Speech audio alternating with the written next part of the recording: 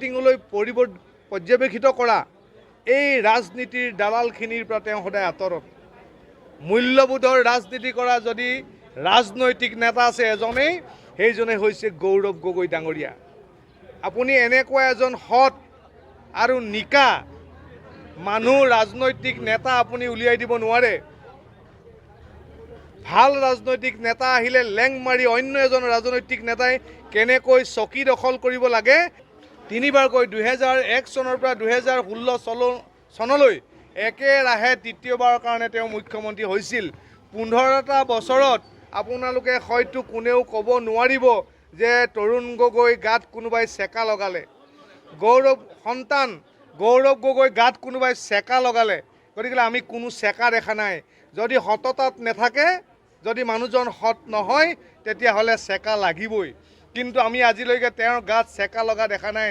সেইকাৰণে আমি অনুমান কৰিব পাৰিছোঁ অসমৰ ৰাইজেও এজন সঠিক মানুহক বিবেচনা কৰিব, এজন সঠিক মানুহক অনাগত দিনত মুখ্যমন্ত্ৰী পদত বহুৱাব। আৰু বৰ্তমান মুখ্যমন্ত্ৰীজনৰ গাত সোঁৱে বাওঁৱে আগফালে পিছফালে যেনিয়ে তেনিয়ে অকল চেকাই লাগিলে। তেওঁৰ গাত কি চেকা লগা নাই? তেওঁৰ গাত ঘৰতে 18টা 20টা কোম্পানীৰ মালিক সৃষ্টি কৰাৰ চেকা লাগিলে। তেওঁৰ ঘৰৰ মানুহে মাটি কেনেকৈ গ্ৰাস কৰিব লাগে তাৰ চেকা লাগিলে। কেনেকৈ ৰিচৰ্ট খুলিব লাগে, ডাঙৰ ডাঙৰ কমাৰ্চিয়েল স্কুল খুলিব লাগে, এইবিলাকৰ চেকা লাগিলে। বাগিচাৰ চেকা লাগিলে, গৰুৰ চিণ্ডিকেটৰ চেকা লাগিলে। আৰু অসমত সৃষ্টি হোৱা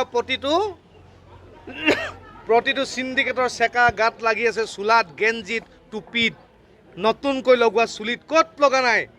গোটেই চেকাই চেকা। কিন্তু গৌৰৱ গগৈ গাত আপোনালোকে এটুকুৰা চেকা উলিয়াই দিব নোৱাৰে। সেইকাৰণে আমি জানো এই চেকা লগা মানুহসকলক মানুহে এহেকা দিব। আৰু অহা 26 চনত গৌৰৱ গগৈ ডাঙৰীয়াক আমি সকলোৱে এজন সৎ আৰু নিকা এজন বলিষ্ঠ মুখ্যমন্ত্ৰী পাবৰ কাৰণে আমি সক্ষম হ'ম বুলি চৰাইদেউ জিলা কংগ্ৰেছ কমিটিৰ তৰফৰ পৰা আমি আশা কৰিছোঁ, আহ্বান জনাইছোঁ। মেডিয়াক আমি আহ্বান জনাইছোঁ, দেশৰ জনগণক আমি আহ্বান জনাইছোঁ দেশৰ দুখীয়া নিচলা প্ৰকৃতাৰ্থত অসমক ভাল পোৱা এই জনগণক যে আমি সৎ আৰু নিকা যদি মানুহ বিচাৰিব লাগে, আমি যদি দেশত আমি দুৰ্নীতি শেষ কৰিব লাগে, নাশ কৰিব লাগে, চিণ্ডিকেট যদি আমি শেষ কৰিব লাগে, তেতিয়াহ'লে আমি গৌৰৱ গগৈক মুখ্যমন্ত্ৰী বনাব লাগিব। নহ'লে অসম উন্নতি হোৱাৰ আৰু কোনো উপায় নাই। এই কথা আমি চৰাইদেউ জিলা কংগ্ৰেছৰ তৰফৰ পৰা অনুভৱ কৰিছোঁ।